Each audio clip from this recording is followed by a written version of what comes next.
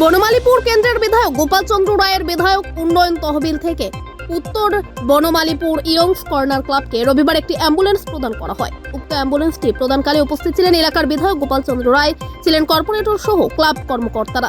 প্রসঙ্গত, বনমালীপুর কেন্দ্রে এই নিয়ে 10টি অ্যাম্বুলেন্স প্রদান করেন বিধায়ক গোপাল চন্দ্র রায়। প্রায় 8 লক্ষ টাকা ব্যয়ে এই অ্যাম্বুলেন্সটি ক্রয় করা হয়েছে। এই এলাকায় অ্যাম্বুলেন্সের অভাব ছিল, সেই দিকে লক্ষ্য রেখে ইয়ংস কর্নার ক্লাব কর্তৃপক্ষ বিধায়কের কাছে অ্যাম্বুলেন্সের দাবি করেছিলেন। আজকে তাদের দাবি পূরণ করে এবং মানব সেবায় এই অ্যাম্বুলেন্সটিকে কাজে লাগাতে অনুরোধ রাখেন তিনি।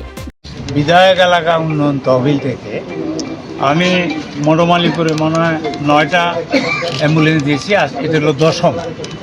কারণ আমি চাই development of the constituency. Banamalipur বিধানসভা কেন্দ্রের ডেভেলপমেন্টের জন্য কোনো এখানে কালার আমি চিন্তা করি না, দলমত নির্বিশেষে আমি সব জায়গায় ডেভেলপমেন্ট করতে চাই। রাস্তাঘাট, যেমন এখানে কয়েকদিন আগে আপনারা এসেছিলেন, ঘাটলা হয়েছে, ওই যে ছট পূজার এখানে দুর্গা মূর্তি বিসর্জন দিতে পারবে, কালী মূর্তি, বিভিন্ন মূর্তি বিসর্জন দিতে পারবে। এখানের যে অ্যাম্বুলেন্সটা দেওয়া হয়েছে এটা জনগণের টাকা, জনগণের ট্যাক্সের টাকা, এটা অপব্যয় না করে আমি চাই এটা ডেভেলপমেন্টে ব্যয় হোক, এই জন্য এখানে দিয়েছি।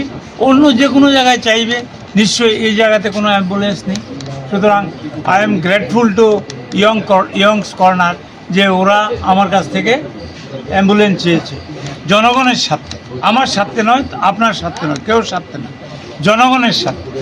আমি চাই এলাকার ডেভেলপমেন্টের জন্য যুবক, কৃষক, শ্রমিক, মেহনতি মানুষ, কর্মচারী সবাই এগিয়ে আসুক। আমি বিধায়ক এলাকা তহবিলের যে টাকা আছে আমি মুক্ত হস্তে সবাইকে এটা বন্টন করে দেব।